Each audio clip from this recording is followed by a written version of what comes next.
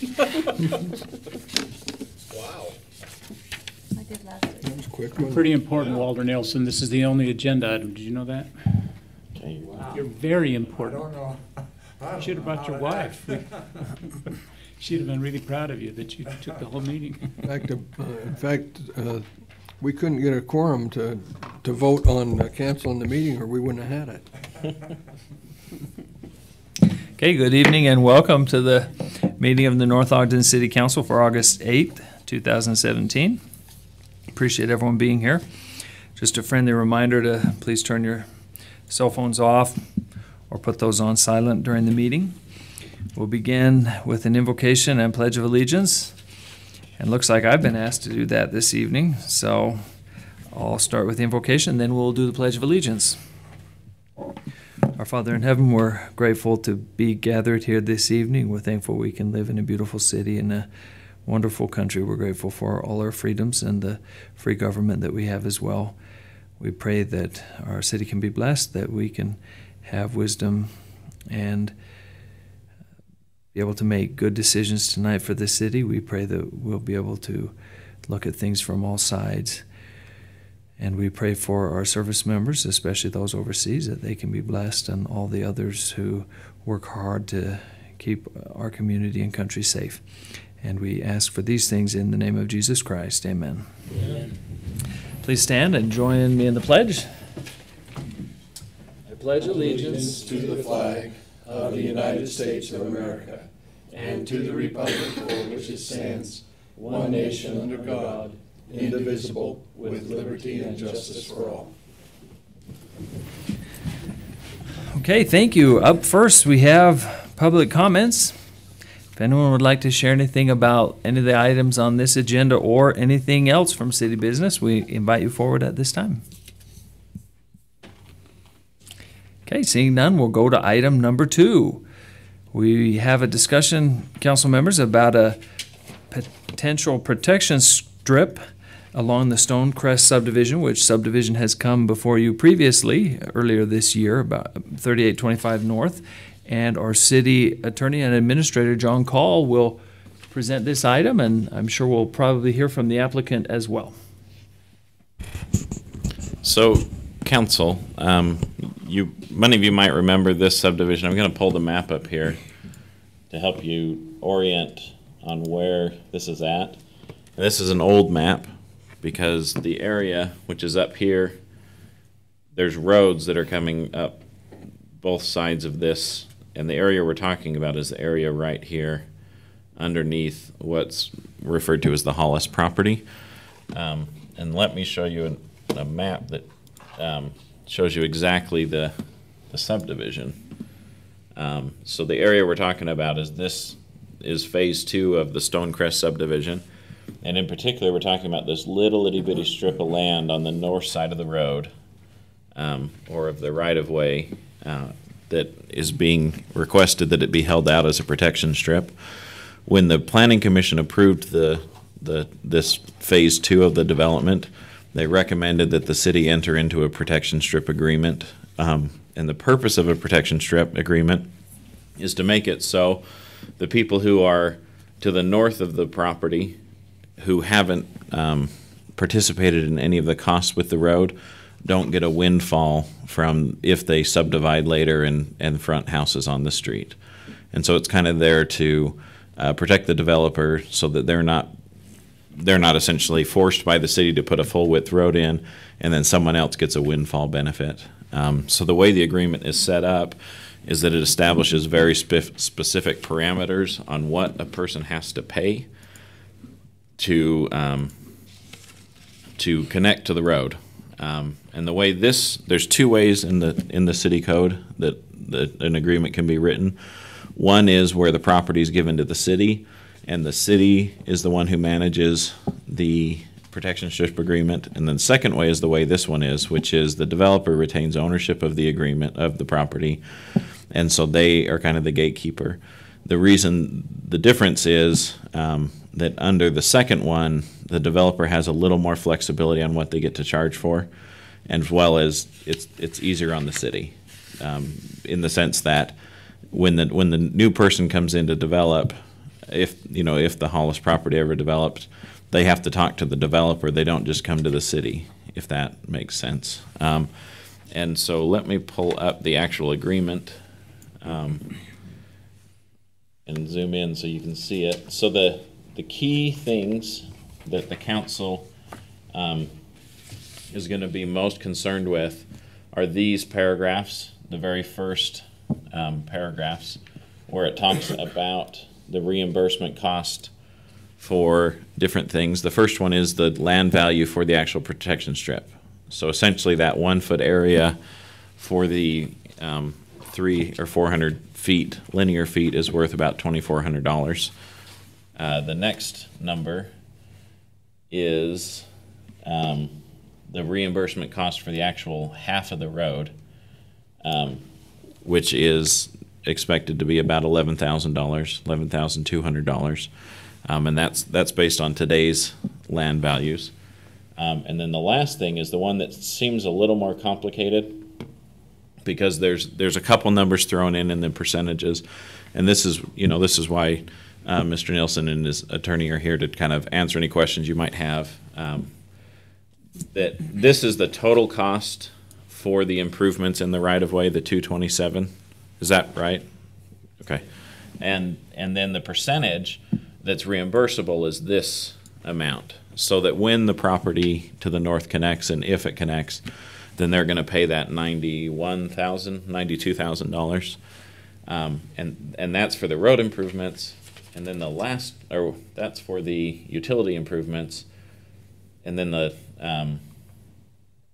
road improvements, there again is it's a percentage of this 153,000 number to give you the 68,000, and basically it totals up.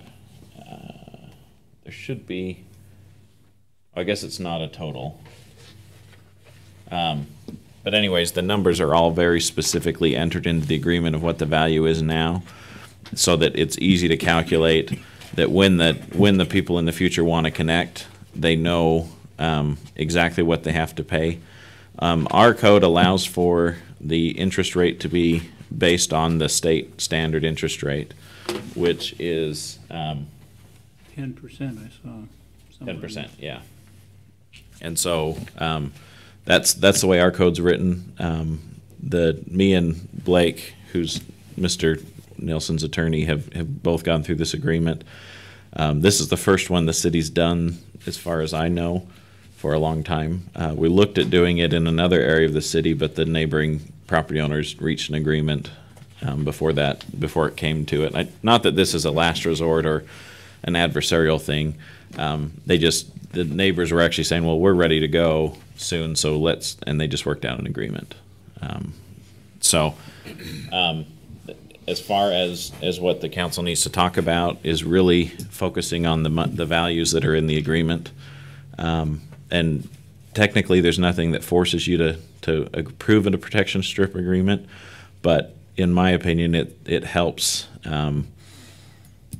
relieve some of the burden on the developer, in the sense that if you don't approve a protection strip agreement, then it'll temper and cool people who want to do this type of thing, because they have no expectation of recouping those costs, and the people on the other side of the road essentially get a windfall. So the way some cities deal with that is they let developers put in a half-width road, meaning they only improve their half of the right-of-way. The trouble with that is it doesn't give enough width for safety standards, and so this is, in all around, for the city's perspective, this is a better option than letting developers put in half-width roads, because that just crunches the cars. Instead of being on 40 feet of pavement, they're on 20 feet of pavement, and your travel lanes are 10 feet wide, and it just causes some concerns from a safety perspective. Do any of those lots have egress onto that road, that proposed road area, or are they all going to come out the other way? So that's one of, you're talking about the lots from here or the lots here? The lots there. So the lots on the south end will egress onto this road. It looks like, from the picture, you can see that part of these lots are not technically in the subdivision, because previously Mr. Nilsson and the neighbors to the south had worked out a deal to include part of the, what's that subdivision called? Cactus Ridge 3. The Cactus Ridge subdivision. Part of the land left over from that subdivision is being included in these northern lots because it just didn't make sense to make those lots really big and deep because there wasn't the buildable area. But I guess my required. question is, any of those lots along the top edge, none of those are gonna have a driveway going out onto where the proposed road is, are they? So if they do, they'll have to pay this protection strip fee. There is a chance that some developer, let me pull the map back up, to the north. So there's always a risk that someone won't try and cross that protection strip and they'll try and develop from the north down onto the property. But because of the grade issues, that's not maybe as big of a concern. There's also currently a house in the middle of that property. So for anyone to really develop it, they'll have to pull the house down and redo the whole area. Well, I guess my concern, John, is that if we have a development strip agreement or whatever it's called, you called it, and somebody builds houses that face that way and have to get in and out of there, somebody's got to put that road in. Because we're not going to have them go driving out onto dirt. So they'll put the driveway that'll go down and connect to the road that Mr. Nelson's built. So that road, the road here, if I can get back to this exhibit, is already in the phases of being constructed. So that the lots that are on the south end, this 10 through 14, will all face and front onto this road. Yes. And that the lots to the north, or the land, if it was ever developed, they would also face and front to the south. And so in order for them to get the subdivision approval, they'll have to pay the terms of this agreement to cross that 1 foot strip that Mr. Nelson will continue to own. But is that a road there at the top then? How much of that's road that is showing at the top? All of it. All of it. Let me see if I can. Even the part the protection Okay. part is Yeah. part of the road. See, I was thinking that was lots and that was gonna front onto another road, and I thought, So there's only a 1 foot width protection strip that's being held by the developer, and it's basically everything north of this little curved line will remain in protection strip. And essentially what happens is when and if that Hollis property develops, then for the price that's spelled out in this agreement, the developer agrees with the city that they'll sell the property for that much money. So what it does is it sets the marks and the standards up front so that later no one tries to hold the neighbors hostage, but the developer still gets back the amount of money that they're entitled to receive. okay, that makes sense to me, but I was just confused. My eyes aren't as good as yours, so I couldn't see that thing, and it looked to me like those were lots, and they'd have to go out on that development strip, and I thought that doesn't make sense if we're gonna. Right, yeah. One quick comment, if I could, then, Councilman Swanson. John just mentioned holding hostage, and that's what these are called in some cities, hostage strips. In some cases, our city, we don't allow it that way, but some cities have allowed where the neighbor still retains that ownership, but with no terms. And so then it kind of shifts the benefit from potentially the other person to the developer could charge anything they wanted for that little strip to get access to it. And now the one who put in the road might be able to charge too much. So the purpose of this agreement is to avoid a situation where it's a hostage situation. The developer who went to the expense to put in the road gets a fair and reasonable reimbursement that was determined in advance for the work that he did, instead of just leaving it up to, well, this is your only access onto that road, so you're going to have to pay me anything, or leaving it up to the other neighbor can just access that road immediately without having had to have shared any of the costs. So we feel this is a very fair middle ground approach. That's why our city does it this way.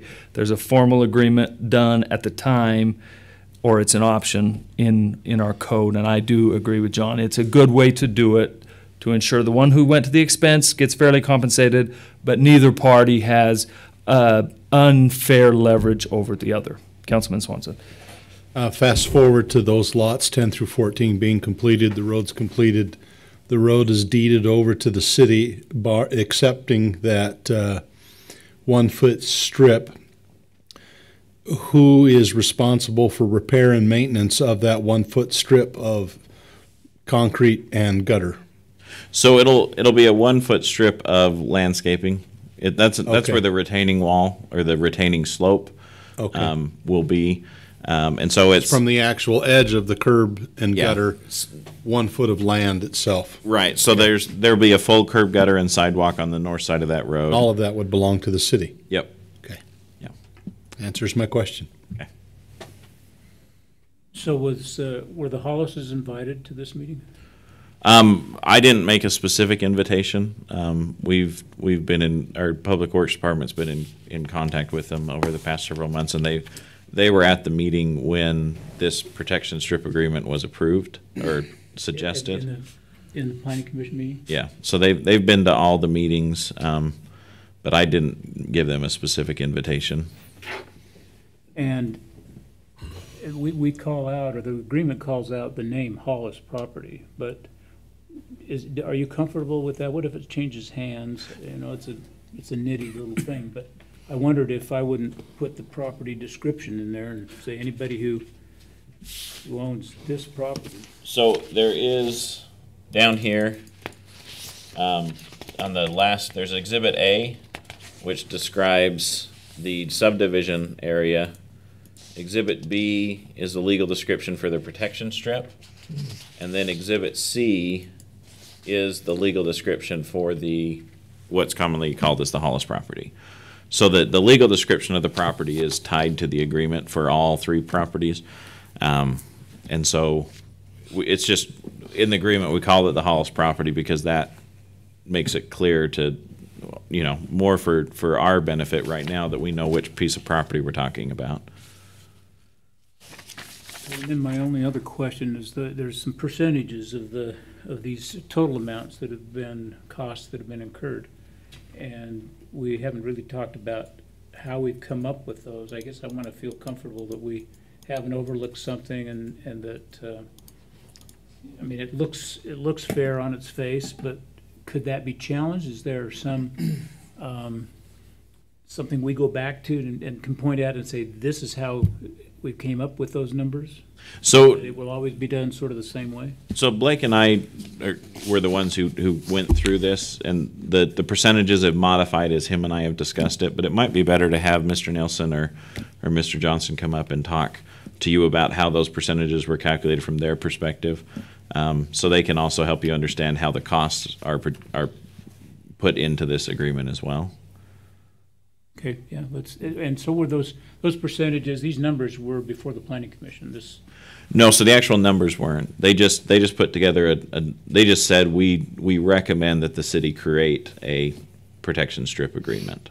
So I think I just want to make sure that we as a council haven't approved something that just looks obviously so much in your favor that, it really is a hostage agreement. And I don't believe it is, but I think we ought to just have enough discussion to give us that comfortability. okay.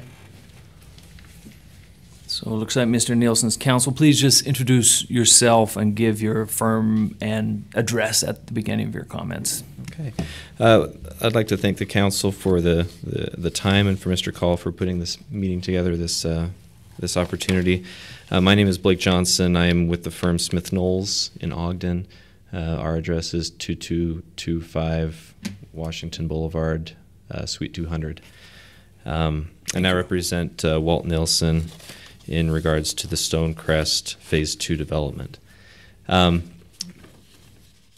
think it was Councilmember Satterthwaite had a question about the percentages that were used in the agreement, and I can explain that a little bit because I kind of authored those percentages. The map that Mr. Call had up on the screen earlier shows the meets and bounds and the surveyor's measurements of the individual lots. And so what I've done here is the ordinance talks, or the code talks about the costs that are allocated towards that adjacent property. And so when you take what I did is I took the linear feet of the perimeter of that road that's going to be dedicated to the city. And I calculated what percentage of that linear frontage on the perimeter of that road actually touches the Hollis property or is adjacent to the Hollis property, because it would be only in those portions that they would have access to this new road once it's developed. So when I did the measurement, or when I did the calculations, I put those calculations in the contract. That way it's a little bit easier, although it is, a lot of numbers to kind of see how that works. But the developer, in this case, Mr. Nelson, would have 570.92 feet of frontage that does not have a common boundary with the Hollis property. So you've got the two ends of the road. You've got all of the frontage on the lots 10 through 14. And then we also took out some of the feet at the end that are involved with potential easements on that you see on the subdivision plat itself. And so that gets us to the frontage. It's a total linear measurement of 1,119.67 feet. And like I said, the developer's frontage, or at least what's not on the Hollis frontage, is the 570.92 feet. And so that gives us the percentage of 55.99%, which is not attributable to the Hollis property, or not touching upon the Hollis property. And so we have 44.01%, which is the number that we've used to calculate the total cost. And so what we've done is taken the costs as out the engineer and applied those to those formulas to get the numbers that we've done. As Mr. Call said, there's no one total in here, but you're looking at different sections. So the protective strip, the road area in number 2, and in subsection 3, this is the reimbursement for the road itself, which is the biggest single cost, is the road. There was an issue that we had in regards to the values of the protection strip and the square footage of the road itself that's being dedicated, which is allowed under the ordinance. But those figures are actually fairly small compared to the actual construction cost itself. But those numbers are a little bit more subjective because it just says the cost of the property, and so we were left with just kind of estimating what those costs are. And the way we've done that is we've looked at the prospective price of the lots as they're going to be sold, and using that to calculate the current value of that single parcel before it's subdivided, and then calculating a per square footage price that we can then apply to the legal descriptions, which we already have from the engineer, and it shows how many square feet are involved in those properties that are going to be split out, or the protection strip, and then the half of the road that we're measuring as far as that value goes. So that's a little more subjective, but the actual result is a lot, it's not a huge portion of the agreement itself. It's mostly the road improvement itself that's the big issue. That being said, this agreement is between the city and Walter and Jalen Nilsson, since they're the property owners, in the sense that it's not a hostage agreement, because we have some parameters that spell out what the Hollises would pay or future owners would pay if they subdivide that property. There always is an economic piece to that. How much are they willing to pay to enter into that road, or is it cheaper for them to subdivide it some other way and have their own road going through? That's really an economic decision that the Hollises or anyone that buys that property to the north would have to make.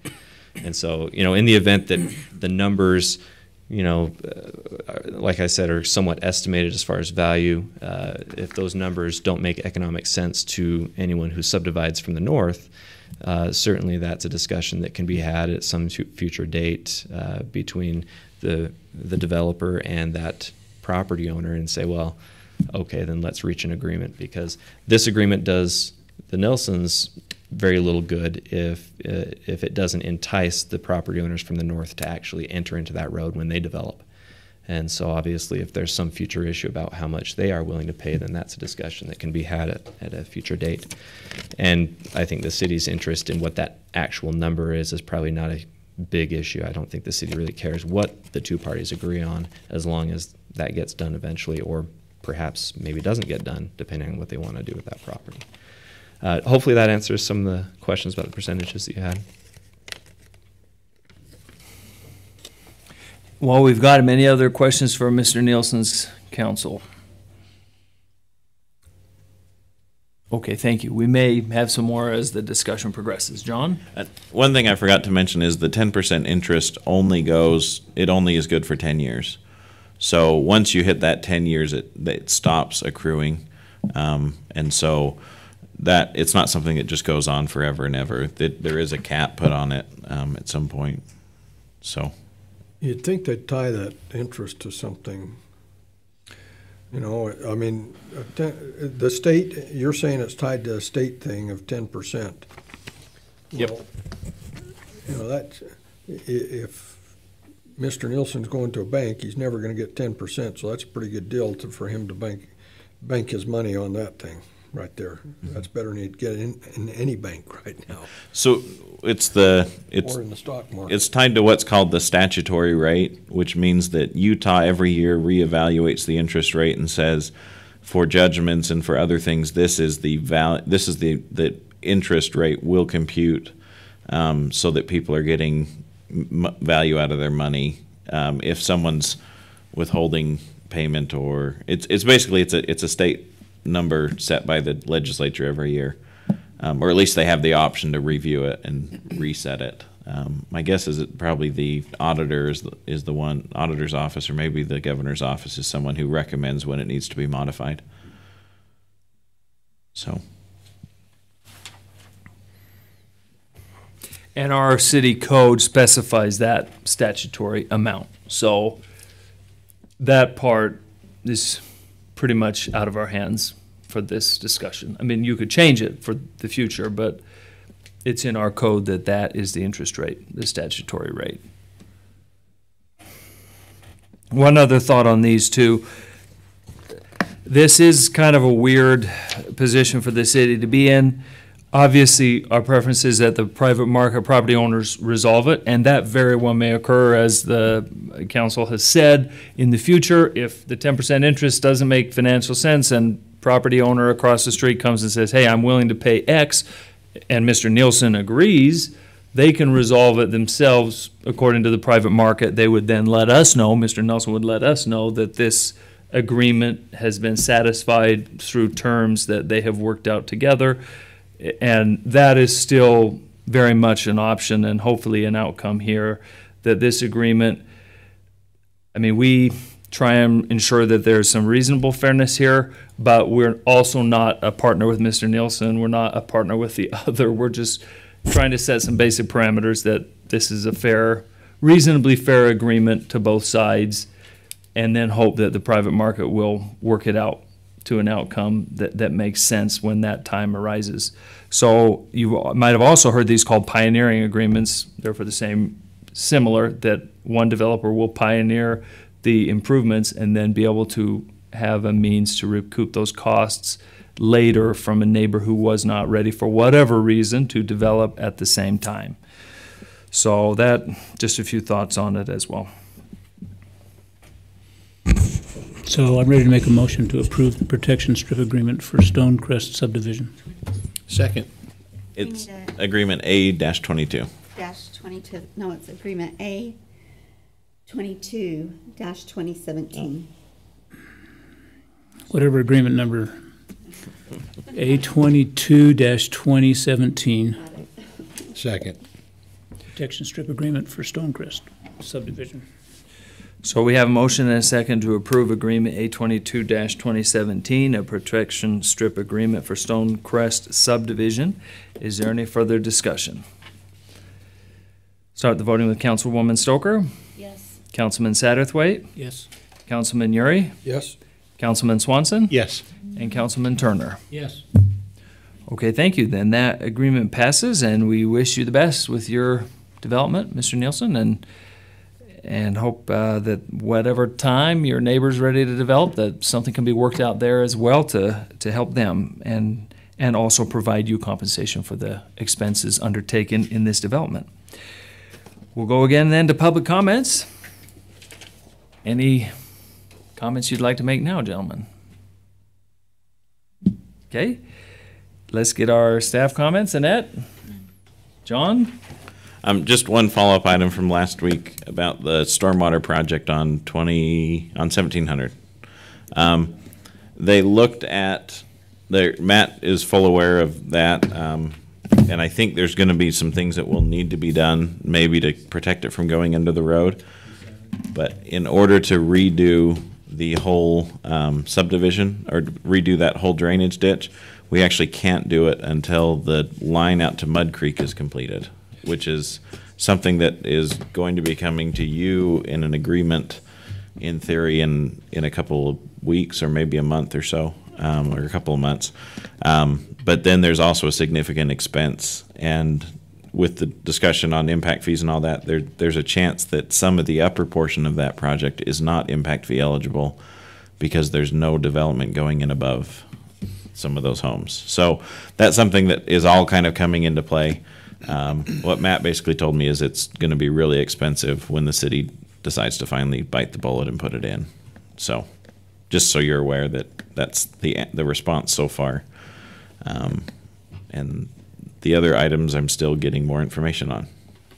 So I will say there's some possibility of some funding from regional funding for that, because that ditch starts in Weber County on the mountain, some of the water out of city limits, and then dumps down into that ditch. So it's one we're talking about.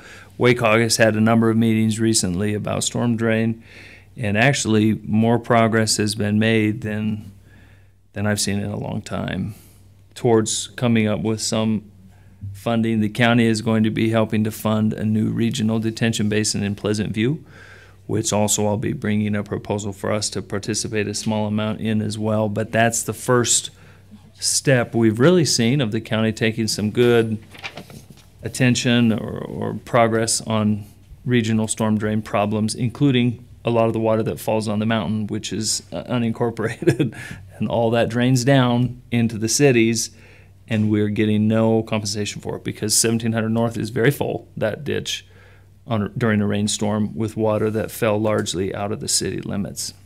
So just a little addition to what John just mentioned. Anything else, Sean? nope, that's the main item. Okay, Councilman Turner, let's start at the end. Councilman Swanson? No. Welcome back. Thank you. Councilman Uri? Yep. I want just to be on record what I've talked to you and John about, and that's on these pathways that we did on 1700 and 2100. Invite you to drive by those. What we did instead of what we did over here at on 2550 is we just went along the side of the road, maybe 2 or 3 feet more asphalt. It'll be striped, but it's still not going to be much more safe than just walking along the road. Now, the one that I'm really concerned about it, because I drove up on 2100 and it's pretty flat, but the one on 1700 is we hauled in maybe a foot of road base.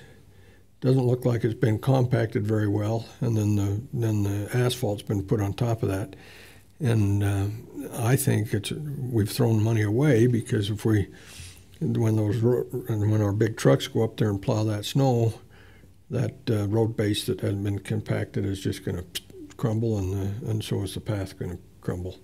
And so we need to find some way to back up where that road base, put a barrier where that road base is to keep it from just crumbling out of there. And as I told you, I'll have Dave Espinoza, our Public Works Director, hopefully come to our next meeting or send an update about this, because he is confident that won't occur, but I want you to hear the rationale right from him and be able to ask him questions about it. Anything else? Okay, Councilman Satterthwaite? Let's see, up 30, I don't know whether it's 3500, it's an east-west street, and it's like the last one before you get up into the cove. There are some new homes that are being built. I think there's 2 of them. And heavy equipment goes across those curbs and the sidewalk, and of course those in particular are all torn up. How do we deal with that kind of a situation? I asked a couple of questions of Justin today, because he was up in my area, which is another story. And he said, well, that's a subdivision that still hasn't been approved. A lot of those homes have been there for a while, and so I'm not sure why it hasn't been approved. Meaning they would still have to We turn over haven't the got a- sidewalk in good form? Well, I would hope so, but I just don't know how, what leverage we have in it. And it surprised me that, you know, those homes have been there for several years, I think. And he said he didn't think that that subdivision had been approved. So it's when Justin comes in and he does the conditional acceptance and then the final acceptance a year later. So before the final acceptance is done, Justin walks all the curb and sidewalk and looks for issues like that and then says, you have to fix that before we release the bond. So that 10% of the total bond that's held back after the improvements are done, that's what we hold on to. And usually with most subdivisions, Mr. Nelson's is a good example. You know, when you're talking $250,000 of improvements, that's $25,000 that the city is holding, and then we don't release until the sidewalk has been repaired and replaced. And then also we also hold a off-site improvement bond for every building permit as well, so that for new houses that we hold $500 to make sure they don't damage the sidewalk. And so we can also have them fix that at that time too. So Should that, I'm just thinking about the cost of those walking paths we just put in, and I'm wondering if, depending on the distance, if a 10% would pay for repairing, if they had to repair all the sidewalk in there. So if they had to completely redo the entire subdivision in sidewalk, it probably wouldn't cover that.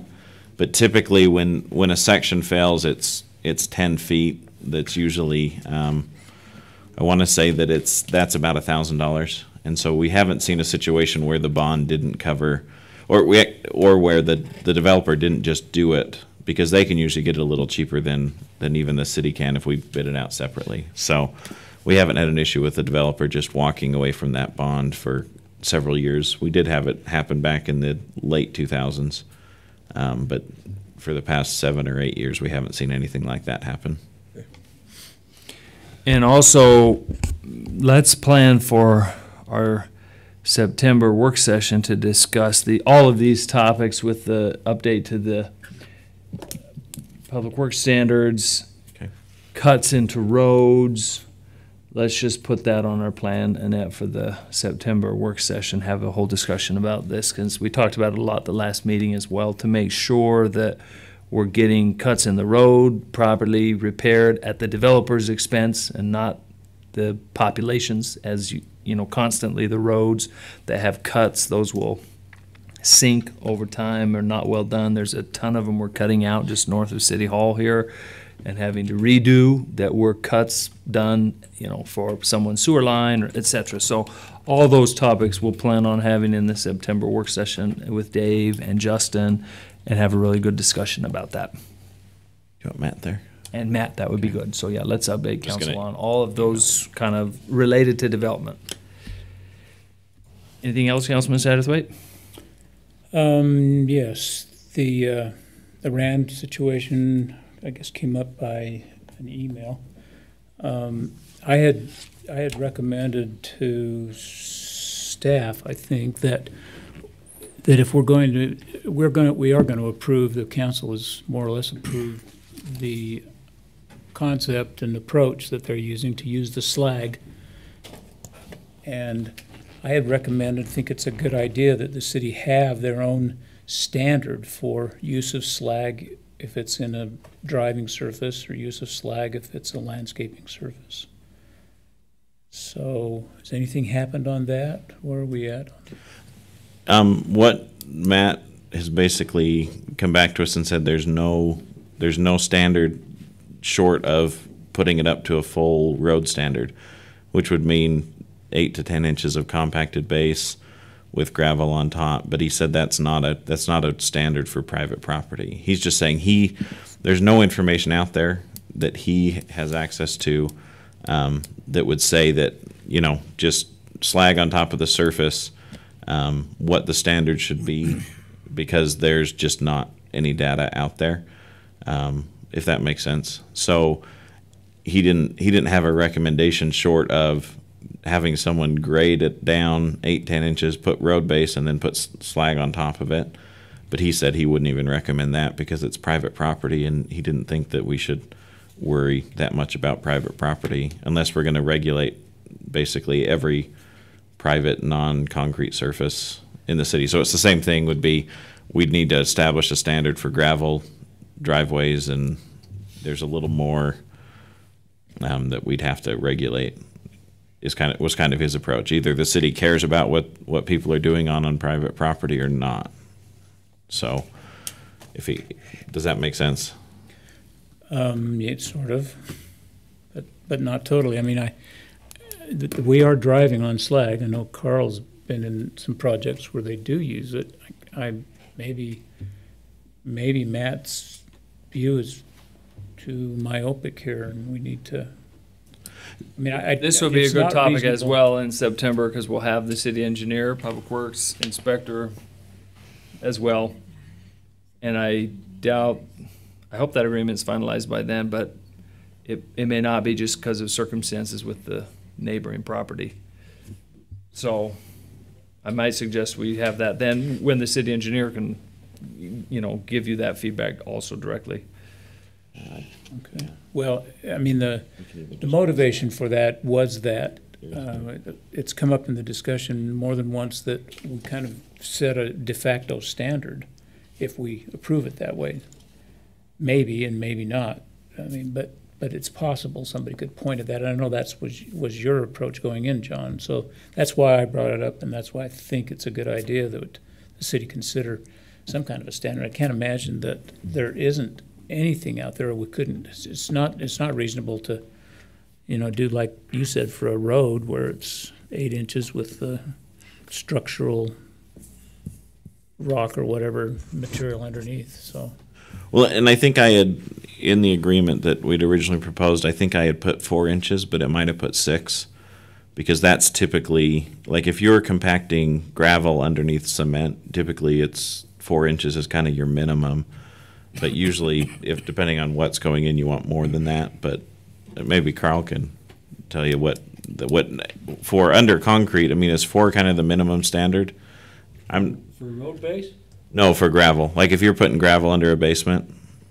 4 to 6, yeah. Yeah. So that's the standard I put in the agreement, was like it was either 4 or 6 inches, but probably 4 of slag, just because then that gives it some. It's not just a skiff. It's something that you can measure. I think this is a good conversation for the September 8th, because talking gravel, we could start talking size of aggregate. We could start. I mean, this good conversation could go on a long time. I mean, and we need the engineers to be able to. Yeah, that's because we don't know anything about it. And Cheryl wants to go home. Okay, and finally, I would make the request that in maybe the October meeting, sometime before we're done this year, that we have a discussion about the budget and some just sort of guidelines. I'm anxious to preserve our taking a look at the depreciation information in the future, and maybe just a few numbers that kind of give the angel's eye view of how the whole city is doing. And so I'd like to have that on maybe, I guess it could be September even, I don't care. But either September or October would be my request. Okay, we'll do that for sure. Bring Evan in and update you on that. And that's all I have. Okay. Councilwoman Stoker. No. Okay, I've got just 2 quick things. One, I emailed you today about a proposal to have a photo contest for the county commission has commissioned a book, coffee table, large picture and word book about Weber County. Each city has been invited to submit a photo and a very brief description about the city. So my proposal was to have a photo contest and gather some photos from the community as we've done before, but specifically ones that capture kind of the spirit of the community, and then use those along with some we already have from previous contests, and then pick one of those to be the city's inclusion in the book.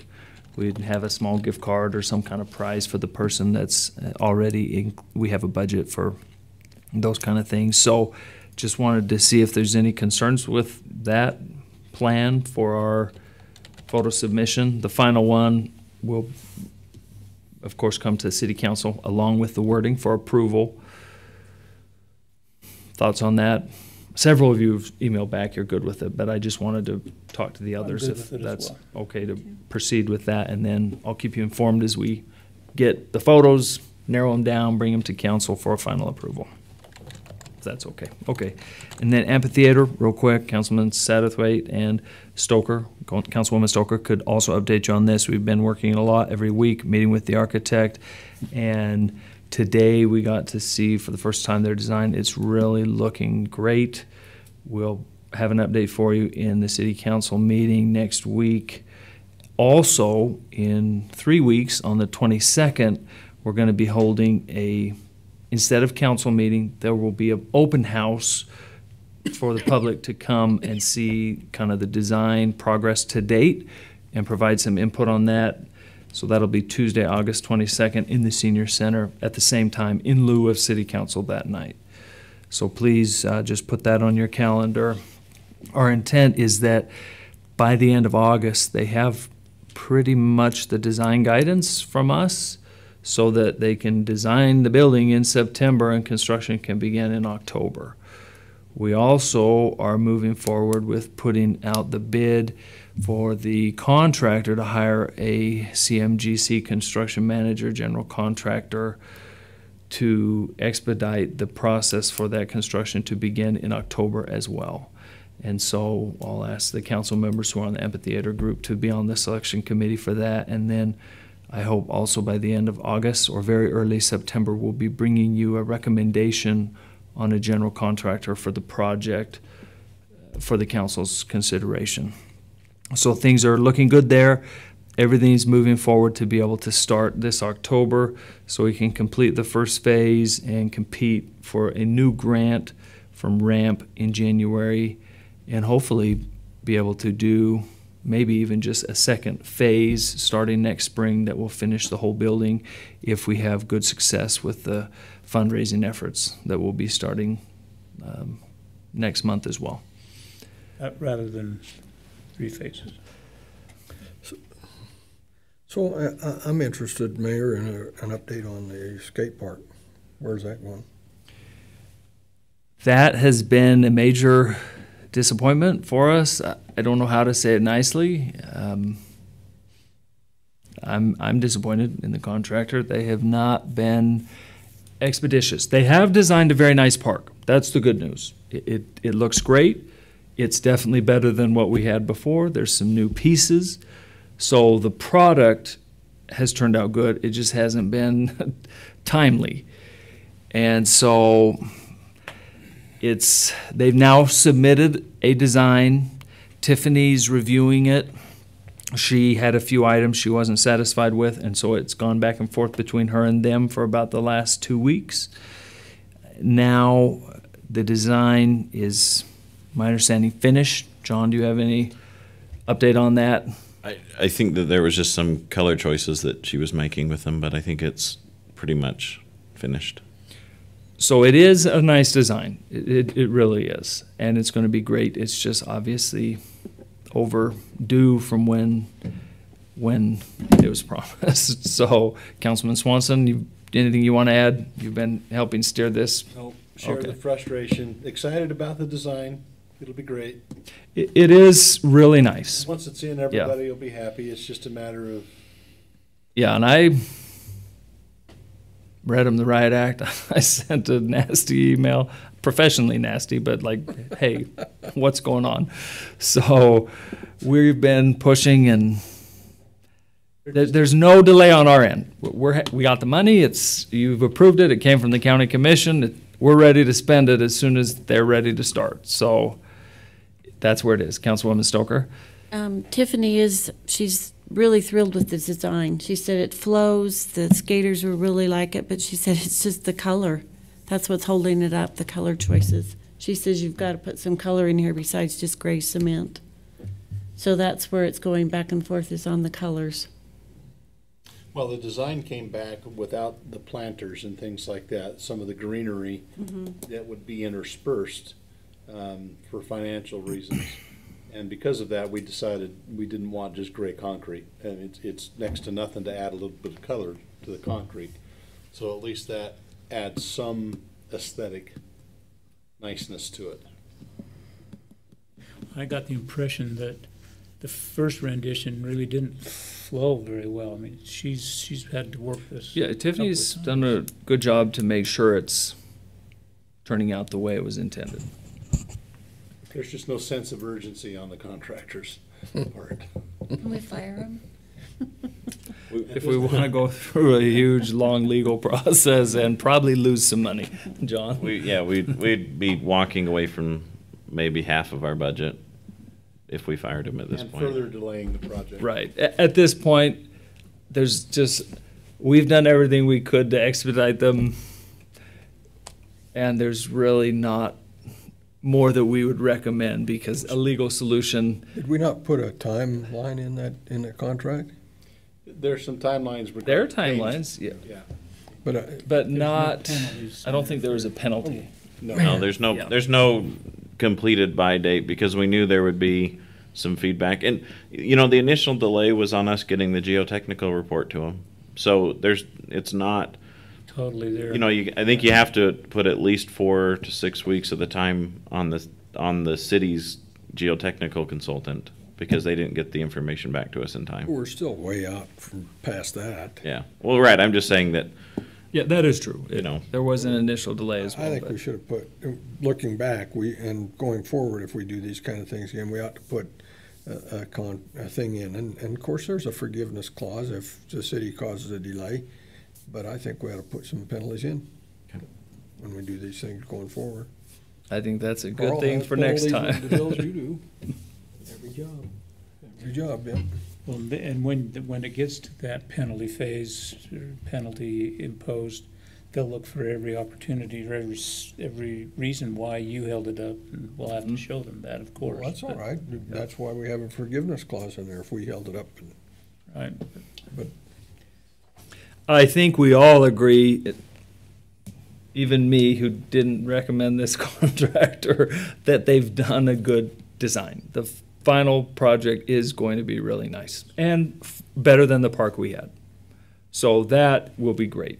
The timeline has been a huge disappointment. And it sounded like, better than what we have. There'll be some additional features in there, and I think there's 9 new pieces of one size or another that are included in the park on top rails of and all things the like that. old pieces we had. It's So, gonna be neat, and yeah. it flows. It's definitely The an flow for the improvement. skaters is much better than what we had out here. So I think we'll be happy with the final product, and the time is what it is. It's about done, the design phase, and then we can get going on construction. so I think we ought to have a report from Cheryl on the car show. Councilwoman Stoker? She was the judge. I was so glad I chose what I chose, because a lot of those gentlemen that had cars in that car show, I cut their hair. There's no way I could choose. Oh my gosh, if I'd have known that, I'd recused myself. But I did chose it was a 52 2-ton. I don't know, That big truck? that big truck. Oh, well, that was a good choice. It was unique. I liked it because it was very unique. It was the only, there was so many that were of the same style, same type, and his was just very unique. And so that was my favorite. And that's what I was supposed to pick out. So, and then after picking it out, and he got the plaque that the city gave, his son came up to me and asked me how and why I chose that. And I said, I was just asked to pick my favorite, and that was my favorite. And he said, thank you very much for doing that for my dad. He said he's battling brain cancer. Oh, my goodness. So he said, thank you very much. So, and I do have a picture of it. It's a neat truck. And I think it was used for delivering kegs. So I'm like, okay, I'm right good in with with that. both of You That's were going to right. say like fruit to No, be no. from our city history. No, it was a beer wagon delivery truck. So I had no problem with that either. Just saying. But there is the picture of it. So Okay, thank you. Sounds like a fun event. it was very fun. One other quick update, council members. We have, of course, our applications coming in for the chief of police position. Interviews for those two of you that will be helping us with that will likely be next Wednesday, so please kind of tentatively plan on that. The position is closing this Thursday, and then we're going to be reaching out and trying to get those interviews set up, hopefully all on Wednesday. If that absolutely can't work for one of the applicants because they already have a shift or something, our fallback plan will be Tuesday afternoon. So I know that doesn't give you exact dates or time. Well, it doesn't give you times yet, but because we're kind of on a time schedule to try and get someone hired before the chief leaves, we're basically setting up interviews right after the position closes. Councilman Turner? Tuesdays are a terrible day for me. Okay. If you're gonna do Tuesday afternoons, you'll wanna get somebody else. Hopefully it will be all Wednesday. That is our preference. I'm open all Okay, Wednesday, right. we're trying to do one day only of interviews. It will only be if someone cannot, there's no time Wednesday that would work for them. So we will let you know if that comes to that, and then maybe we'll need another council member if it gets to there. But hopefully we can do them all next Wednesday. How many candidates have you got so far? 4? Oh, okay, 5. Another one, too. So this is an important thing, and gosh, even though we'd like to have one before the chief leaves, I would hope that we would do not just interviews, but do the proper vetting to make sure that we don't have egg on our face by hiring somebody we shouldn't have hired. Yes, we will do. So even if it Complete has to go background. past when the chief leaves. Agreed. Yeah. If we don't have someone by the time the chief leaves, we have 2 great lieutenants who can be interim in the time. So we won't rush it, especially after some other cities have had some major problems when they didn't properly vet their hires for chief of police recently. We've been blessed in this city to have some really good chiefs, and some good Indians too. Okay, anything else from anyone? Or a motion to adjourn? Motion to adjourn. Second. All in favor, please say aye. Aye. It's unanimous. We're adjourned. Thank you, everyone. I can't believe you did second that, Cheryl. It's like, you guys can have a chance. You have mouths. I know you know how to use them. Can you and your wife come by tomorrow morning and get this signed? I'm sorry? Can you and your wife come by?